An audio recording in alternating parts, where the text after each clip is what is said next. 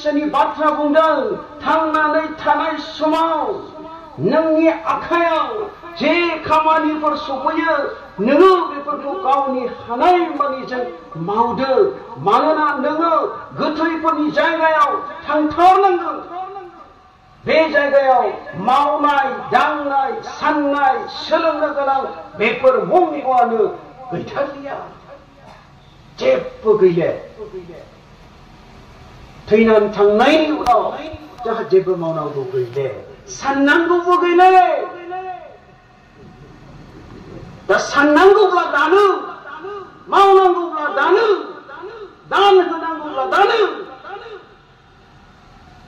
थैनायनि उनाव बे गासिबो जोबजोब्बाय दा बेखायनो जोङो दे थांनानै थानाय समावनो बे इसोरनि हाबाखौ खामानिखौ जों हानाय बायदि जोङो मावनानै थांनानै थानि इसोरनि इच्छाखौ बिनि हास्थायनायखौ बिनि लुबैनायखौ बिनि ग्रेट कमिशनखौ बिनि गेदेरथार बिथोनखौ जोङो जोंनि जीवनावहाय मानिनि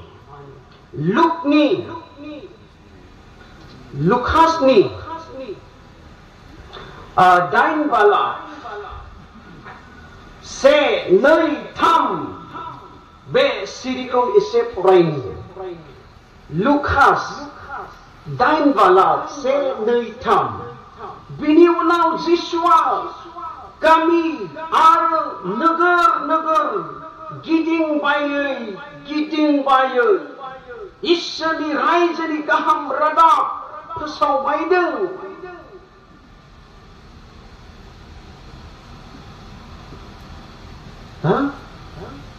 साजिनै सेलाफोर आरो बादुआ जिउ होखारजानाय आरो रक सोखाजानाय खायसे हिनजावफोर बे जाबाय मागदालिन होनजानाय मारियाम जायनिफ्राय 7 भुतफोरखौ होखारदोंमोन हेरद राजानि आदालतनि हादांगिरि खुसानि बिहि जवाना आरो सुसाना आरो गुबुन हिनजावफ्राबो बिजों दंफायोमोन बे हिनजावफ्रा गावनि रां खरस खालामनानै जिसु आरो बिनि सेलाफोरखौ हेफाजाब होदोंमोन जिसु ख्रिस्टआ जेब्ला बे संसाराव दङमोन बे दाबसे जायगायावल' बे थाबाय थायाखै दाबसे जायगायावल' बे थाबाय थायाखै दाबसे जायगायाव थानानै बियो इसोरनि बाथ्राखौ बुंबाय थायाखै फोरोंबाय थायाखै प्रसार खालामबाय थायाखै सोमोनांथाव हाबाखौ बियो मावाखै बियो गुबुन जायगाफ्राव दावबायदों बेरायबायदों प्रसार खालामदों खोन्थादों इसोरनि रायजोनि बाथ्रा बे जिसु ख्रिस्टआ हारसिं मावाखै बे खामानिखौ गावनि सेलाफोरजों लोगोसे बियो बे खामानिखौहाय मावदों आरो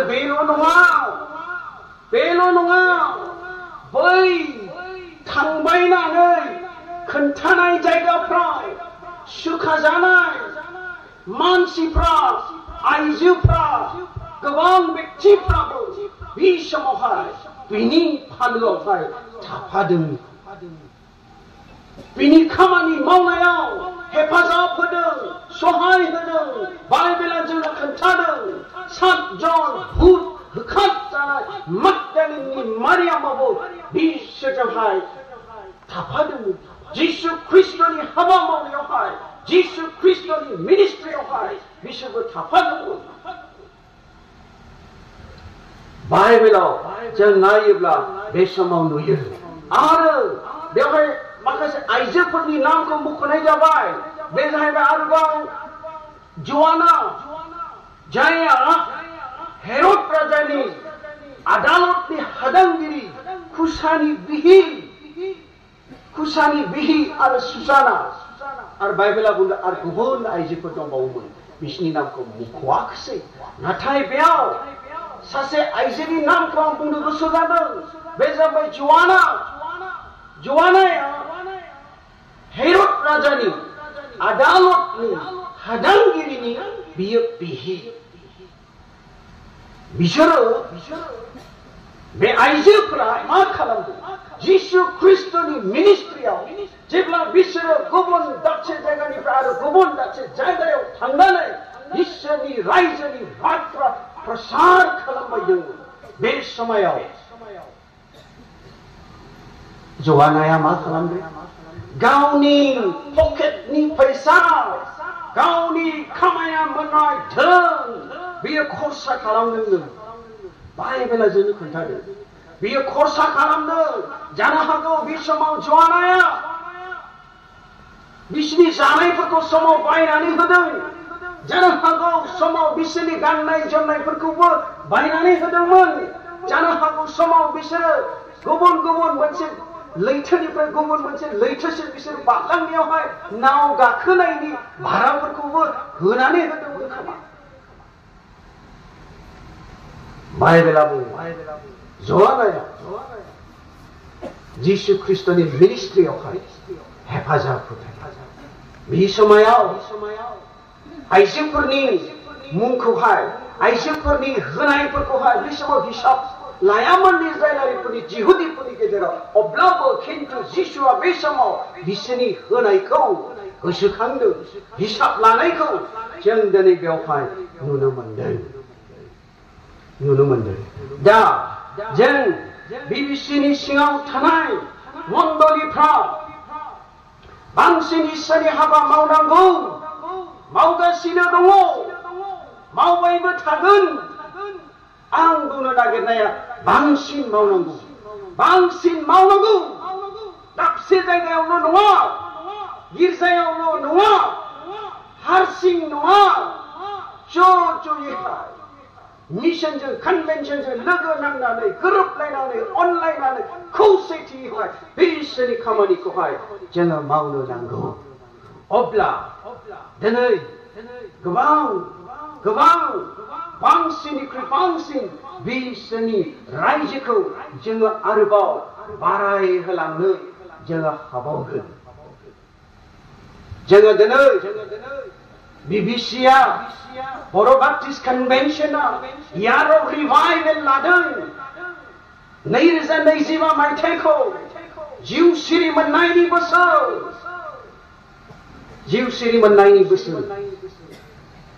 दिनैहाय इसोरनि हाबा मावनांगौब्ला गिबियाव प्रथमाव जोंनि मण्डलिफ्रानो गोगोम जाग्रोनांगौ जोंनि मण्डलिफ्रानो बोलोग्रा जाग्रोनांगौ जुदि जोंनि मण्डलिफ्रानो बोलो गैयैब्ला दुर्बलब्ला दिनै जों मा बाहेरायाव खामानि मावगोन जों हानाय नङा बेखायनो आं बुंनो हास्थायदों बेवहाय बांसिन दाखालिनिफ्रायनो मण्डलिनि लिडारफोर दैदेनगिरिफोर पास्टरफोर परिचारिकाफोर लावखारफोर दिनैहाय दङ गुमगिरिफोर दङ दिनै मण्डलि जौगानाय मण्डलि हायनाया मण्डलिनि लिडारफोरनि आखायावनो दङ मण्डलिफोरनि दैदेनगिरिफोरनि आखायावनो मण्डलि जौगानायाबो बिसोरनि आखायाव मण्डलि गोग्लैनाय हायनायाबो बिसोरनि आखायावनो थायो दिनै जों माबायदि जोंनि मण्डलिखौ जों खांदों जों माबायदि दैखांदों जों माबायदि जोथोन लादों जों मण्डलिनि लिडारफ्रा दैदेनगिरिफ्रा जों बेखौ सिन्था खालामनि बेखायनो जोंनि मण्डलिनि लिडारफोरनि गेजेराव गोरोबलायनाय अनज्लायनाय खौसेथि थाथारनांगौ जुदि लिडारफोरनि गेजेराव अनलायनाय गोरोबलायनाय खौसेथि मानिज्लायनाय जुदि गैयाब्ला जों मण्डलिखौ गोजौ फारसे लांनो हानाय नङा जोङो गोजौ फारसे लांनो हानाय नङा थ' बेखायनो जोंनि गेजेराव जोंनि लिडारफोरनि गेजेराव दैदेनगिरिफोरनि गेजेराव गोरोबलायनाया मानिज्लायनाया खौसेथिया अनज्लायनाया खोनासंज्लायनाया मानिनाया थाथारनांगौ अब्लासो गोजौ फारसे लांनो हागोन नोंनि मण्डलिखौ नोंनि गिर्जाखौ लानानै नों मा परिकल्पना खालामदों नोंनि गिर्जाखौ लानानै नों मा मावनो हास्थायदों अब्लासो नोङो बेखौ मावनो हागोन नङाब्ला नोंनि साननाया नोंनि परिकल्पना खालामनाया नोंनि सिमाङा बे सिमाङाव थाबाय थागोन जाफुंहोनो हानाय नङा जावगायलांनि दिनै जोंनि गोबांथार गिर्जाफोरावहाय फुल टाइम फालक गैया गुमगिरिफ्रा जोंनि गुमगिरिफ्रा फुल टाइम नङा फुल टाइम नङिखाय जोंनि गोबां गिर्जानि सिङाव थानाय नखरफोरखौ जों जोथोन लानो हायाखै नांगौ बादि जों परिचर्या खालामनो हायाखै जोंनि मण्डलीयाव थानाय नखरफ्रा मोजां स्पिरिचुअल सार्भिस दिनै मोननो हायाखै तो बेखायनो जोङो जोंनि गिर्जाफ्राव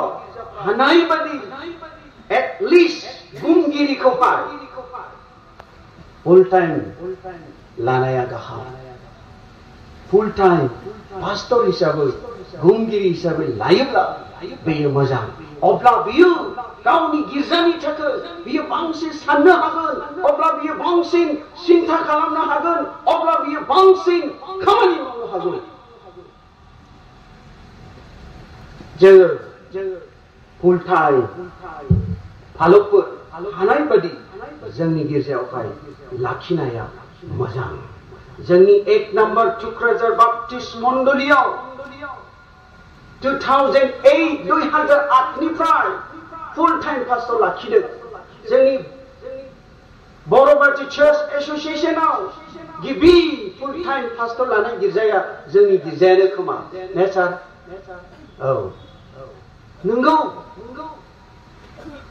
बेनि सिगां रावबो फुल टाइम पास्टर लाथ'वाखैमोन लानो थाखाय सानखाङाखैमोन नाथाय जोंनि गिर्जाया प्रथम फुल टाइम फालक लाखिबाय दायोब्ला हले 10थासो दङसै खोमा 10थासो गिर्जाफ्रा फुल टाइम फालक गाव गावनि गिर्जाफ्रावहाय लाखिबाय आरो जेब्ला लाखिदों नायदों बांसिन मण्डलीफ्रा आत्मिक सार्भिस मोनदों बांसिन आत्मिक स्पिरिचुअल सार्भिसखौ मोनदों जेब्ला बे सार्भिसखौ मण्डलीनि नखरफ्रा मोनदों अब्ला मानसिफ्रा बांसिन जीवनावहाय गोबां बिषयफोरावहाय सोलायनाय फैदों गोबां मानसिफ्रा इसोरनोहाय दान होग्रा जादों गिर्जा प्रार्थना हाबग्रा जादों प्रार्थना खालामनो साहस गैयै मानसिफ्रा साहस खालामदों आरज खालामनो रोङिफ्रा आरज खालामदों इसोरनि बायख्य बुंनो थाखाय गिग्रा मानसिफ्राबो दिनै बियो गसंनानै इसोरनि बाथ्रा बुंग्रा जादों जेब्ला जोंनि मण्डलीफ्राव फालक लानानै फुल टाइम जेब्ला सार्भिस जाबाय बेबादि मण्डलीयावहाय सोलायनाया फैदों आरो मैया दान होनायनि बाथ्रायाव आं मोनसे बाथ्राखौ बुंदोंमोन 2008 सनावहाय जोंनि गिर्जानि टाइप दस मांसआ 4 नङाबा 5 लाखल'सोमोन नाथाय जों जेब्ला मण्डलीनि मानसिफोरनि थाखाय खौसेहाय प्रार्थना खालामदों आरज खालामदों थुलुंगानाय होदों बानजायदों फोरोंदों 2023 सनसिमावहाय बियो 42 लाख जाफैदों होननानै आं मैया नोंथांमोननो बेखौहाय खोन्थाबाय बियो फुल टाइम फालक लानायनि उननिफ्राय जाबाय आं गावखौ दुगा खालामाखै आं मैयानो क्षमा बिदों आं गावखौ गौरब खालामनो थाखाय आं गावखौ दिन्थिनो थाखाय बुङा नाथाय प्रभुनि गौरबनि थाखाय जाथों आरो बिनि गेजेरजों सोरबाया माबा मोनसे बिषयखौ सोलोंथों आं नै बेनि थाखाय मैयाहाय निमाहा बिदों मण्डलीया गोबां दिनै जोंनि मण्डलीफोरहा गोबांथार आसनिफोर दंसै गोबां थांखिफोर दंसै प्रभुनि हाबा मावनो थाखाय इसोरनि रायजोखौ फुवारलांनो थाखाय बृद्धि खालामनो थाखाय बे खामानिफोरखौहाय जोंनि हास्थायनाय लुबैनाय बायदि मावनांगौब्ला मावफुंनांगौब्ला जाफुंनांगौब्ला मोगथाङाव बे सफैनांगौब्ला जोंनि गिर्जाफ्रावहाय प्रार्थना नांगौ प्रेयार नांगौ जोंनि साराबो मैया बिराद खोथा बुंदों प्रेयारनि सायाव आरज नांगौ आंनि मण्डलियावहाय प्रार्थना गैयामोन जोङो प्रार्थना फसंदों every Monday to Saturday सोमबारनिफ्राय सुनिबारसिम 1 घन्टा फुङाव जोंहा प्रार्थना जायो डेली सोमबारनिफ्राय सुनिबारसिम जों प्रार्थना खालामो गिर्जायाव जेब्लाबो प्रार्थना खालामो मण्डलिनि मानसिफोरनि थाखाय मण्डलिनि मावग्राफोरनि थाखाय मावनो लानाय आसनिफोरनि थाखाय बेमार आजाराव भुगिनानै थानाय मानसिफोरनि थाखाय मिशननि थाखाय बायदिसिना बेबादि निदान समस्याफोरखौ लानानै जों लागार इसोरनियावहाय प्रार्थना खालामो सानफ्रोमबो सोमबारनिफ्राय सुनिबारसिम गिर्जायावहाय 1 घन्टा जों प्रार्थना खालामो जों इसोरनो सम होनो नांगौ आरो जोंनि गिर्जायाव मास मोनसेयाव सानथाम उपवास थानानै मण्डलिनि मानसिफोरा इसोरनियावहाय प्रार्थना खालामो बे सानथामखियाव फास्टिंखौ जोङो 110 फास्टिं होनानै जोङो नाम दोनदों 110 माने 30 दिनाव सानथाम 10 दिनजों सानसे 30 दिन थानायखाय सानथाम जोङो जोबथा सप्तानि शुक्रबार शनिबार रबिबार सानथाम जाया लोंबा उपवास थानानैहाय जोङो हानाय बायदि गोबां बिषयफोरखौ लानानै प्रार्थना खालामो मास मोनफ्रामबो सानथाम उपवास जाया लोंबा प्रार्थना खालामो इसोरनि बांसिन बोर इसोरनि आशीर्बाद आरो थांखि लानाय खामानिफोरखौ मावफुंनो थाखाय आरो बेनो जथेष्ट नङा जोंनि डिकन बोर्डनि मेम्बार्सफोराबो प्रार्थना खालामनांगौ मास मोनफ्रामबो बिसोरो ज' लोगो लानानैहाय इसोरनियावहाय प्रार्थना खालामो मण्डलिनि मावनो लानाय खामानिफोरनि थाखाय गवा लिडारफ्राबो प्रार्थना खालामनांगौ आखाइ हमलायनानै प्रार्थना खालामनांगौ हान्थु खमायनानै प्रार्थना खालामनांगौ डिकन बोर्डनि मानसि दैदेनगिरिफ्राबो आरो बेनि अनगायैबो दिनै जोङो प्रेयार ग्रुप खालामनानै होदों जि प्रेयार ग्रुपआवहाय 8-9 जनसो मानसिफोरखौ जों सायख'नानै होदों बिसोरो मण्डलिनि थाखाय जेब्लाबो प्रार्थना खालामनांगौ मास मोनफ्रामबो बिसोरो लोगो लालायनानै प्रार्थना खालामनांगौ जेब्लानो प्रयोजन जायो जेब्लानो नांगौ जायो अब्लानो बिसोरो प्रार्थना खालामनांगौ मण्डलिनि मानसिफोरनि थाखाय आरो जोङो चेन फास्टिं खालामो प्रयोजन जानाय बादि नांगौ जानाय बादि जोङो चेन फास्टिं खालामो 40 दिन चेन फास्टिं 20 दिन चेन फास्टिं 10 दिन चेन फास्टिं 7 दिन चेन फास्टिं जों खालामो 24 घन्टा फर मानसिफ्रा बे फास्टिंआव बाहागो लानांगौ 40 दिन 20 दिन 10 दिन 7 दिन बेबादि जों मण्डलियाव गिर्जायाव रायज्लायलायनानै गोरोबलायनानै खौसे जानानै बेबादिबो जोङो प्रार्थना खालामो मा साखरि मावग्रा मा बिजनेसमेनफोर मा कन्ट्रेक्टरफोर गासिबो बाहागो लानांगौ नोंनि गोरोबनाय समाव नोंनि हानाय समाव फास्टिं थानांगौ प्रार्थना खालामनांगौ जों बेखौहाय थिनो आरो बियो दायो गिर्जायावहाय सोलिगासिनो दङ दा बेनि गेजेरजों दिनै गोबां मानसिफोरनि जिबनावहाय बोर मोनदों आशीर्बाद मोनदों सोलायनाय लाबोदों जोंहा मोनसे थांखि दङमोन गिर्जायावहाय 10 जन इभान्जेलिस्ट लानायनि 10 जन इभान्जेलिस्ट स्पन्सर खालामनायनि मोनसे थांखि दङमोन मण्डली हिसाबैहाय 2030 जनसिमावहाय जोंनि गिर्जाया 100 बोसोर जासिगोन जाथ'वाखै जागोन नै बेखौ बिथा खालामनानै बेखौ नोजोर लाखिनानै जोङो बे समसिमावहाय जोङो 10 जन गैयाब्लाबो इभान्जेलिस्ट जोङो स्पन्सर खालामगोन मानोना जोंनि गिर्जानि बैसोआ 100 बोसोर जासिगोन 100 बोसोर जासिगोन बेखायनो जों गैयाब्लाबो 10 जन इभान्जेलिस्ट जोङो लागोन बेबादि जोंहा मोनसे थांखि दङमोन आरो बेबादिनो प्रार्थना खालामै खालामै इसोरनि मानसिफोरखौ थुलुंगा होयै होयै जोंनि मान गोनां दैदेनगिरिफोरखौ जोंनि गिर्जायाव बुंथिगिरि हिसाबै लिंहरै जोंनि मानसिफोरखौ जों थुलुंगा होदों। दिनै जोंनि थांखिया 2030 मोन, नाथाय 2024 सिमावहाय जोङो 10 जन लाबाय। थांनाय बोसोरसिमाव जों 10 जन लानो हाबाय। इसोरा बाख्नायजाथों, इसोरा बाख्नायजाथों। बियो माब्रै जाखो? प्रार्थना, प्रेयार, फास्टिं, बेनि उनावसो बे खामानिफ्रा मोगथाङाव जाफैदों। बेनि सिगां जायाखै।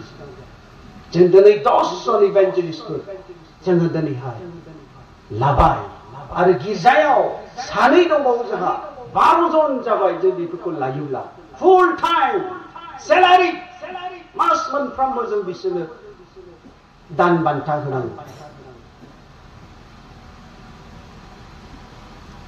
आरो बेफोरनि अनगायैबो जोङो दिनै गोबां बेबादि खामानिफोर मावो। जोंनि गिर्जायाव थानाय गोरिब दुखिया हावरियाफोरनो थानो थाखाय जों न'बो लुना होयो। गिर्जाया न' लुना होयो। सोरबा सासे दुखिया बिबायारियाबो एटलिस्ट सान्दुं अखानिफ्राय रैखा मोनथों जों न' लुनानै होयो। ससियेल खामानिबो जों समाव मावो। सोरबा दुखुथिया मानसि जोंनि गेजेराव दङब्ला बेहा दैखर गैया, दै जानो थाखाय सोरनिबा न'आवसो बे थांबाय थानो नांगौ, बेफोरखौ जों नोजोर खालामनानै बिनि न'आव आरोबाव खल खुरनानै होयो जों, जेन बिनि दैखौ बे लोंनो मोननो हायो। जोंनि मण्डलियाव आरोबाव सोरबा बेमार आजार जायोब्ला हस्पिटालाइज जानानै थाहैबायब्ला नर्माल केसनि थाखाय जोङो 5000 ओरैनो जों बिसोरनो हरो। जों जे नोंखौ अनो, अननायनि सिन हिसाबै। सोरबाया मेजर अपारेशन जाबायब्ला जोङो 10,000 हरो आरो बेबो थोआब्ला रायज्लायनानै गिर्जायाव जोङो आरोबाव बिनि नामाव जोङो दान दैखाङो। आरो जेसेबां जायो जेसेबांखि जाया मानो जों बे फैसाखौ प्रार्थना खालामना बेनो हरो। गेदेर सहाय जायो। जों जेब्ला हस्पिटालफ्राव थांनानै बेबादि दानफोरखौ होयो, बिमारिफ्रा गाबो, मोदै ओंखारो। बे बेसे गेदेर। दा बेखायनो बे खामानिफोरखौ जोंनि मण्डलिफ्रा, जोंनि गिर्जाफ्रा मावनांगौ। मावोब्ला मानसिफोरनि जिबनावहाय सोलायनाया फैयो। मानसिफोरनि जिबनावहाय सोलायनाया फैयो। आरो जोङो गुबुन गुबुन जायगाफ्रावहाय मण्डली हिसाबै मिशननि गेजेरजों जों खामानिफोरखौ मावबाय थादों। नेपालाव मावदों, वेस्ट बेंगलाव मावदों, अरुणाचलाव मावदों। आरो जोङो खाथि खाला बबेबा मावदों। त बे फिल्डफ्रावहाय जुदि सोरबाफोर लेखा गोरों बाइबेल कलेजाव फरायनो गोसो जानाय जुदि दङब्ला बेफोरखौबो बिसोरखौ लिंहरनानै जों बाइबेल कलेजाव फोरोङो, जाहाथे बे रोंनानै थांखांनायनि उनाव बे मण्डलियाव बे सार्भिस होनो हायो। बेखौबो जोङो दिनैहाय मावो। जोंनि मिशनारिफ्रा बे जायगाफ्राव त बेसे गोबाव थागोन? सानसे समाव बेखौ एरायनानै गुबुन जायगायाव थांगोन। नाथाय बे मण्डलिया बे गिर्जाया गसंनानै थानांगौ। बेखायनो बेखौ नायहरनानै बेखौ सिन्था खालामनानै बे गिर्जानि बे फेल'शिपफोरनि फ्राय जोङो बाइबेल कलेजावबो थिय'ल'जि फोरोङो आरो बिसोरो दा मावगासिनो दङ। बे खामानिफ्रा दिनैहाय जोंनि गिर्जाफोरजों, जोंनि मण्डलिजों मावजानाय जानांगौ। आरो आङो गिर्जायाव थानाय समाव व्यक्ति हिसाबै आङो माखासे खामानिफोरखौहाय मावदों। गुबुन आंनि लोगोफ्रा मिथिया जासे आं बेखौबो नोंथांमोननो एसे खोन्थानो सानदों। नोंथांमोना जेन एसे सोलोंनो हानाय बायदि। औ, जेब्ला आङो गिर्जायाव दङमोन गिर्जायाव आङो फालक हिसाबै मावदोंमोन। बे समायाव आङो गावनि मण्डलियाव थानाय 125टा नखरखौ आंनि व्यक्तिगत प्रार्थनायाव आं गोसोखांनायमोन। प्रार्थना खालामनायमोन, प्रभु उमुकनि नखर बेयाव साबा परियालफोर दङ। बे नखरखौ नों साफा साफायै नों मिथिगौ प्रभु। बिसोरनि आत्मिक जीबनखौ नोङो मिथिगौ। बिसोरनि थांनानै थानायनि राहा लामाफोरखौ नों मिथिगौ। बिसोरनि गथ' गथायफोरनि भबिष्यतखौ नों मिथिगौ प्रभु। 125टा नखरफोरखौ गोसोखां प्रार्थना खालामनायमोन। 1 मिनिटजों जाया बे प्रार्थनाया, 2 मिनिटजोंबो जाया बे प्रार्थनाया, आधा घन्टाजोंबो जाया बे प्रेयारा। घन्टानि गोजौआव थाङो। बिसोरनि मोजांनि थाखाय, बिसोरनि गाहामनि थाखाय, उन्नति जानांगौनि थाखाय प्रार्थना खालामनांगौ।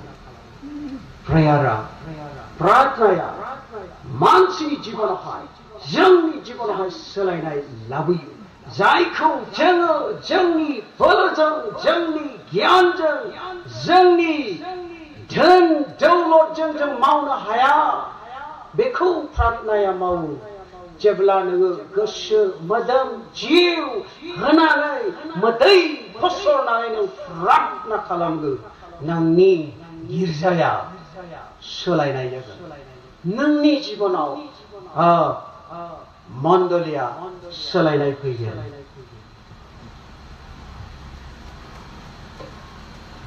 आरो सम लायै लायै नखर भिजिट खालामनाय, नखर भिजिट खालामनाया बियो जोंनि थाखाय बिराद गोनां। जेब्ला गिर्जानि लिडारफ्रा सोरनिबा नखराव थांजायो, बा ओरैबायदि खुसि जायो, रंजानाय मोनो। गावहा मा दङ, बयनिख्रुइबो साबसिन आसनफोरखौ नोंनो जिरायनो होयो। फैदो हाबाव, नैबो जिरायफैदो। नोंहा मा दङ, नोंथ' हठात थांबाय। दाउदै ख'आव खारलांसै बियो, दाउदैखौ लायनानै सावनानै जाहोनोसै। थ' बेसेबां खुसि, थ' बेसेबां अनो। बेबायदि अननायखौबो जों मोननो हायो। जों जेब्ला नखर नखर थांनानै प्रार्थना खालामहैयो, भिजिट खालामहैयो। माब्रै दं नोंनि नखरा, गथ'फ्रा बोरै दं, दे आं प्रार्थना खालामनो फैदों नोंनि नखरनि थाखाय। जों जेब्ला प्रार्थना खालामो, गोबां नखरफ्रा समाव गाबो।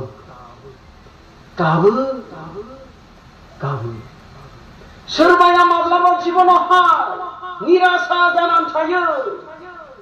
बबेबा मोनसे बिषयनि थाखाय दुखुआव गोग्लैनानै थायो जोंनि नखरफ्रा। बे समाव नों थांथोङोब्ला, फलक आं नोंखौ गोसोखांदोंमोन, आं फन खालामनो सानदोंमोन, नाथाय नों दिनै फैग्रोबायसो। बेसे खुसि जायो, बेसे रंजानाय जायो। थ' बेखायनो जोंनि मण्डलिनि दैदेनगिरिफ्रा प्रथमाव गाव गावनि नखरखौ, गाव गावनि मण्डलिखौ बोलोगोरा खालामनांगौ, गोख्रों खालामनांगौ।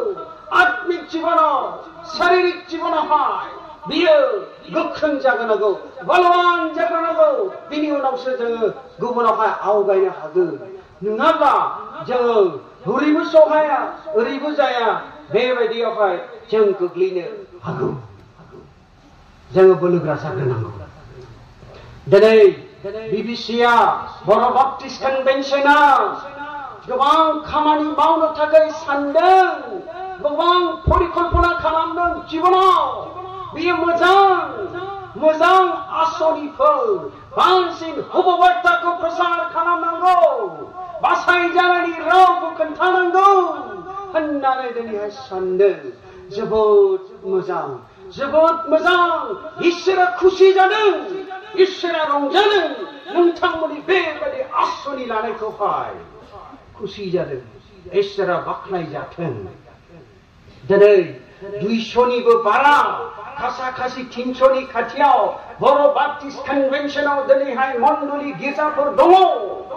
बे गिर्जाफ्रा गंसेयाव सासेखौहाय स्पन्सर खालामनो हाया नामा? आंनि बे सोंलु। मोनसे मण्डलीयाव सासे नङाब्ला सानै सोरबा इसोरनि हाबा मावग्राखौहाय स्पन्सर खालामनो हाया नामा?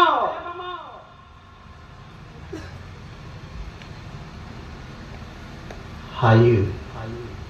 मानो हाया? हायो।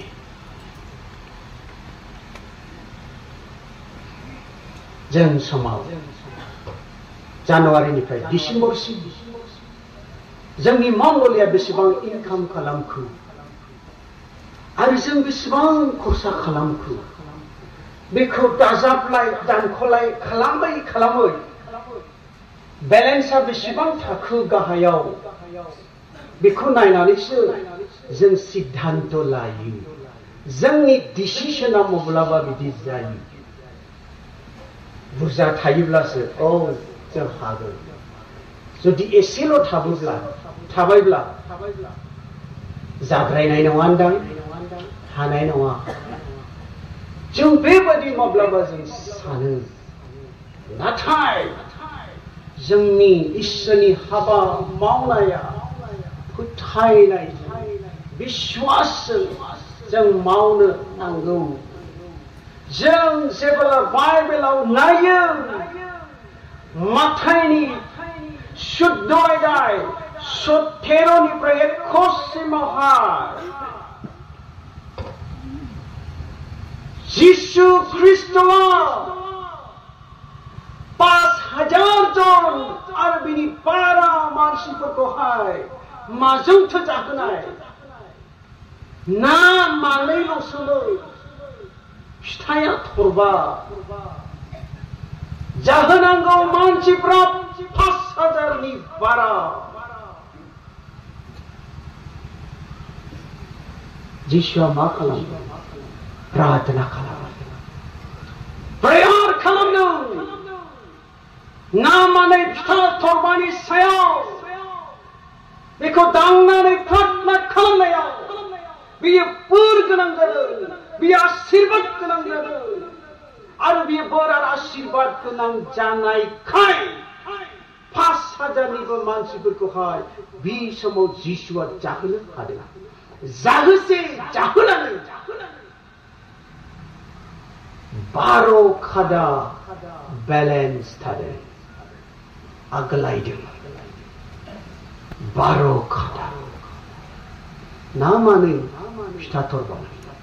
जों बेबादि फोथायनायजों आरजजों इसोरनि बाथ्राजों इसोरनि खामानिखौ जों मावनो नांगौ। मावोब्ला जोंनि बे मावनायफोरनि सायाव इसोरा जोंखौ बोर होयो आरो बियो जोंखौहाय आशीर्बाद होयो। दिनै बेबादि फोथायनायखौ बिश्वासखौ लानानै जोंनि बिबिसिनि सिङाव थानाय गिर्जाफ्रा दिनै मण्डली गंसेयावहाय सासे बा सानै लायोब्ला गाबोननो 200 जन 300 जन इसोरनि हाबाफ्रा मावग्राफ्रा ओंखारगोन। गोरलै नङा।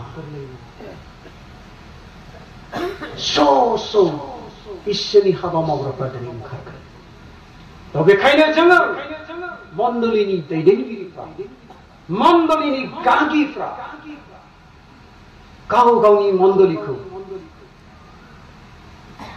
इसोरनि बायख'जों प्रार्थनाजों जों दाखांग्रोनो, जों लुखांग्रोनो, जोङो बलवान जाग्रोनो आरो जों आवगायनो। अब्ला इसोरा बांसिन बिबिसिनि गेजेरजोंहाय बियो सोमोनांथाव खामानिफोरखौहाय बियो मावलांबाय थागोन। आङो बेखिनिखौनो बुंबाय। इसोरा जों बयखौबो गेदेर बोर आरो आशीर्बाद खालामथोंसै। बे समायावहाय आङो मोनसे मेथाइ रोजाबनो नागिरदों। आं रोजाबनाय नङालै, आं रोङा। जों बयबो रोजाबगोन। दे बयबो गसंनि। ख्रिस्ट'नि बर' मेथाइ 381 नाम्बार। खोमसिया फैगौ